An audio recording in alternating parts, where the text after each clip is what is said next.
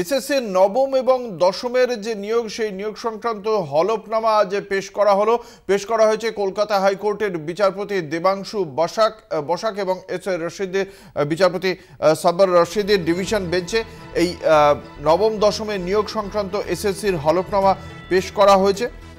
এসএসসির যে গত প্রায় এক মাস ধরে স্কুল সার্ভিস কমিশনের কাছ থেকে সহযোগিতা প্রত্যাশা করা হচ্ছিল, কিন্তু বলতে বাধ্য হয়েছে আজকে কোর্ট। ঠিক একথাই বলা হয়েছে আদালতের বিচারপতিদের পক্ষ থেকে যে এসএসসি কিছু লুকোতে চাইছে বলেই মনে করে ডিভিশন বেঞ্চ।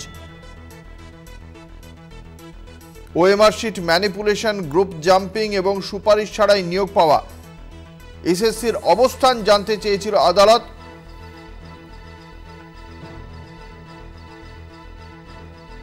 আমাদের সঙ্গে রয়েছেন আমাদের প্রতিনিধি পীযূষ কান্তি নাগ। পীযূষ, আজকে আদালতের পক্ষ থেকে এই নবম এবং দশমের এসএসসি নিয়োগ সংক্রান্ত হলফনামা নিয়ে ঠিক কি বলা হয়েছে? দেখো, এসএসসির পক্ষ থেকে যে হলফনামা বা রিপোর্ট জমা পড়েছে কলকাতা হাইকোর্টে, তাতে সন্তুষ্ট নন বিচারপতি দেবাংশু বসাকের ডিভিশন বেঞ্চ।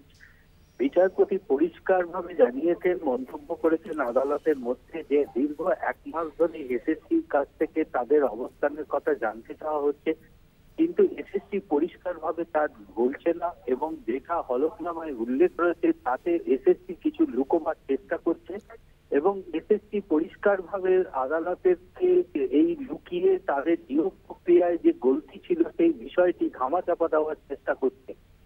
এসএসসির পক্ষ থেকে জানানো হয় যে আদালতের নির্দেশ বেশ কিছু চাকরি বাতিল করা হয়েছে, যদিও আইনজীবী বিকাশ রঞ্জন ভট্টাচার্য আদালতে বলেন যে তিনি চান না যে যোগ্য প্রার্থীদের চাকরি যাক এবং তারা চাকরিতে বহাল থাকুক, তিনি সেটাও চান। কিন্তু আদালতের প্রশ্ন হচ্ছে এসএসসির কাছে যে 61 জনের তালিকায় যে বেনিয়ম আছে তাদেরকে কেন সেখান থেকে বাদ দেওয়া হয়নি, তাদের নিয়োগ কেন বাতিল করা হয়নি এবং তারা রাজ্য সরকারের এই বেতন পাবার যোগ্য নয় বলেও মন্তব্য করেছেন বিচারপতি দেবাংশু বসাক।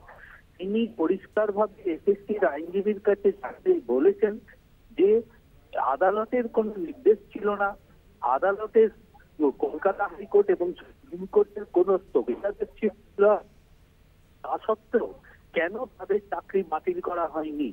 এ বিষয়ে এসএসসির পক্ষ থেকে জানানো হয় যে এসএসসি যদি নিজে সিদ্ধান্ত গ্রহণ করত তাহলে সেক্ষেত্রে এসএসসি চেয়ারম্যান আদালত অবমাননার দায়ভার তার উপরেই আসতো। এরপরে বিচারপতি বলেন যে সেক্ষেত্রে যারা অযোগ্য প্রার্থী তারা তাদের চাকরি বাতিল করবেন না, তাহলে এক্ষেত্রে আপনাদের সিবিআই এর কাছে যাওয়া উচিত।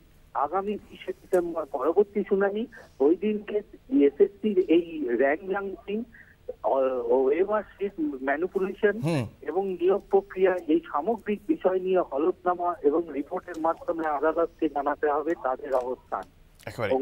ধন্যবাদ। আমাদের সঙ্গে ছিলেন আমাদের প্রতিনিধি পীযূষ কান্তি নাগ।